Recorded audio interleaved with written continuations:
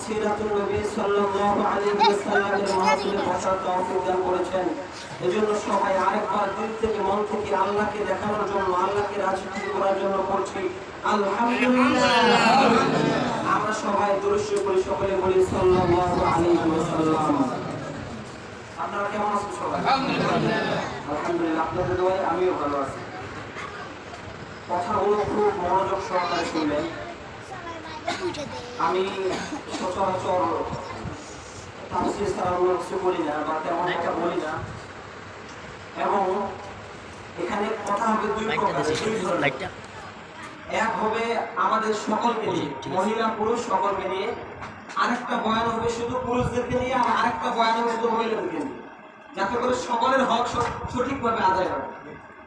এজন্য সবার শুরুতে কোরআনুল কারীমের সূরাতুত তাওবা ৯ নম্বর সূরা ৮৪ নম্বর আয়াতের ভিতরে আল্লাহ পাক রব্বুল আলামিন বলেন, ওয়ালা তুসাল্লি আলা আহাদিম মিনহুম মাতা আবাদা ওয়ালা তাকুম আলা কবরি ইন্নাহুম কাফারু বিল্লাহি ওয়া রাসূলিহি ওয়া মাতু ওয়া হুম ফাসিকুন।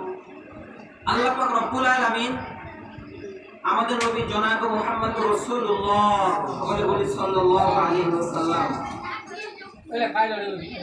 এই কথা বলবেন না কেউ, সবাই মনোযোগ দিয়ে শুনেন। সাল্লাল্লাহু আলাইহি ওয়াসাল্লাম, আল্লাহর নবীর নাম শুনলে সবাই দরুদ শরীফ পড়বেন। কি পড়বেন? আল্লাহর নবী আবু দাউদ শরীফের ১৬৭৩ নম্বর হাদিসে বলেন,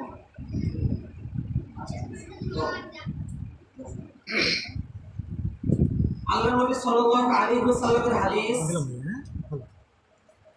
আবু দাউদ শরীফের ৩৩৭৪ নম্বর হাদিসের বর্ণনা।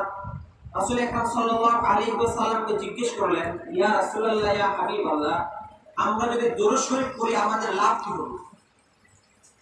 আল্লাহর নবী সাল্লাল্লাহু আলাইহি ওয়াসাল্লাম বলেন, কোন ব্যক্তি যদি একবার দরুদ শরীফ পড়ে আল্লাহ তাআলা ওই ব্যক্তির উপর ১০টি রহমত নাযিল করবেন, সুবহানাল্লাহ, ১০টা গুনাহ মাফ করবেন, সুবহানাল্লাহ, এবং 10টা জান্নাতের দরজা বুলন্দ করে দিবেন, মানে খুলে দিবেন।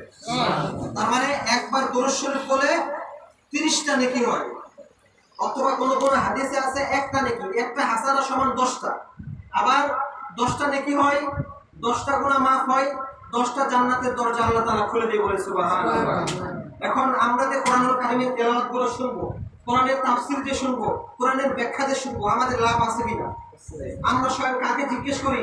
আল্লাহকে জিজ্ঞেস করি যে রব্বে কারীম, আমরা যে কোরআনের তাফসীর শুনবো, 19 নম্বর পারা 2 নম্বর পৃষ্ঠা, ওয়ালা ইয়াতুনাকা বিমাসালিন ইল্লা জিনাকা বিল হাক্কি ওয়া আহসানা তাফসীরা, আমরা যে কোরআনের তাফসীর শুনবো আমাদের লাভ কি হবে? আল্লাহ পাক রব্বুল আলামিন বলেন, ওয়া ইযা কুরিয়াল কুরআন, যখন আমার কোরআন থেকে তাফসীর করা হবে, ব্যাখ্যা করা হবে, আবৃত্তি করা হবে, তেলাওয়াত করা হবে, পেশ করা হবে, আল্লাহ বলতেছেন ফাসসামিউ, তোমরা মনোযোগ সহকারে শোনো। আপনারা শুনতেছেন মনোযোগ সহকারে? বলেন বলেন, শুনতেছেন? আল্লাহ বলতেছেন ফাসসামিউ, তোমরা মনোযোগ সহকারে শোনো। আল্লাহ বলেন নাই ফাসমিউ। ফাসমিউ শব্দের শাব্দিক অর্থ শোনা। এই রাস্তা দিয়ে একটা মোটরসাইকেল যাচ্ছে, এখানে যদি একটা শব্দ করেন, মোটরসাইকেল শুনতে পারবে না। তিনি শুনলেন, কিন্তু তিনি মনোযোগ দিয়ে শুনেন না।